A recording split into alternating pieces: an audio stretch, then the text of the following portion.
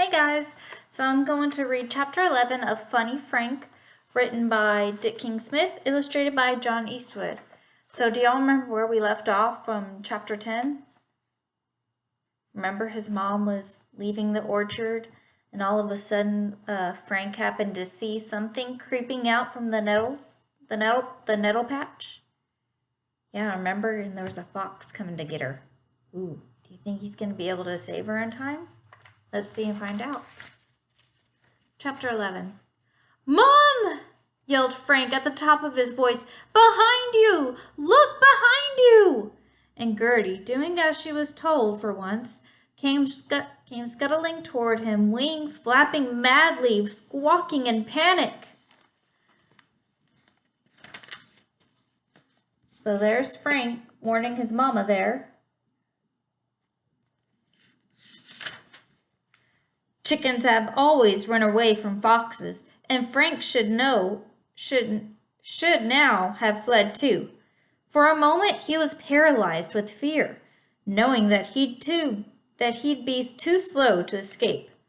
But then, unable to bear the sight of his terror-stricken old mother, he set off bravely straight toward the oncoming fox. Ooh. Keep going, Mom, he cried as Gertie dashed past. And then he marched on toward the old enemy, lifting his great yellow webs high and stamping them down again while loudly crying, Frank! Frank! The fox stopped in his tracks. What kind of chicken was this that was coming directly at him, shouting some kind of war cry? What kind of chicken was this that wore a coat of green armor and that had huge webbed feet and smelt strongly of a duck pond?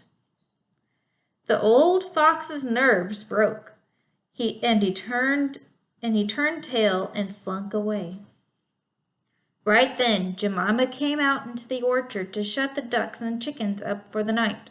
She heard her cockerel's cries and ran, just in time to see the worsting of the fox.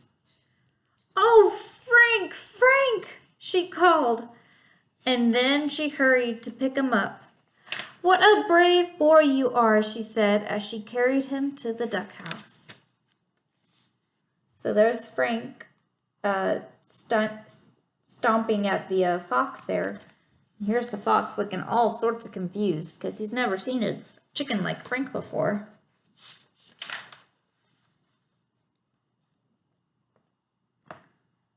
So Jemima went to carry him to the duck house, but when she came to its door, he kicked and struggled and squawked and shouted his name in an angry voice.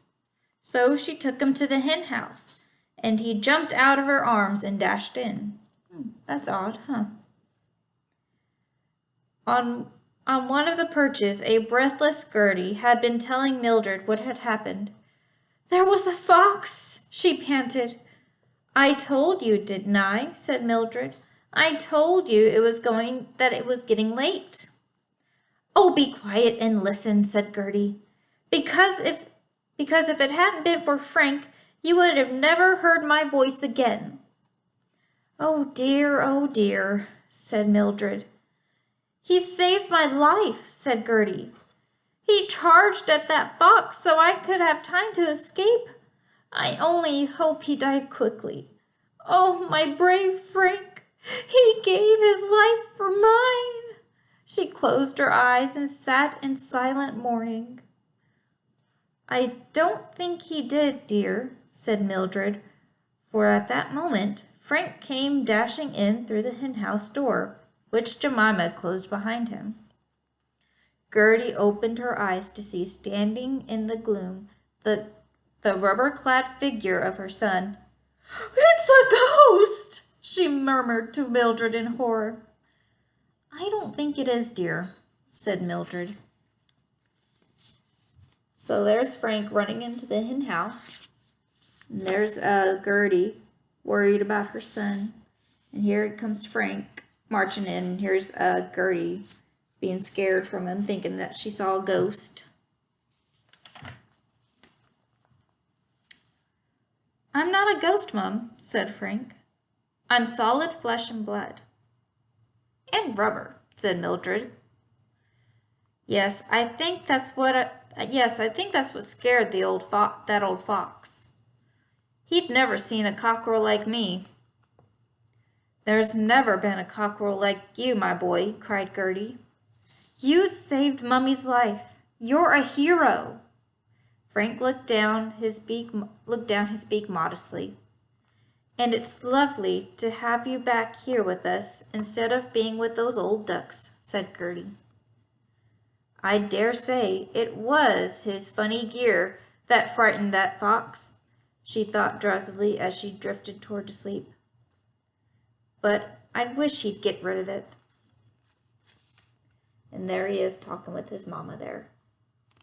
And that's the end of chapter 11. So you have to check out next time for the last chapter, which is chapter 12.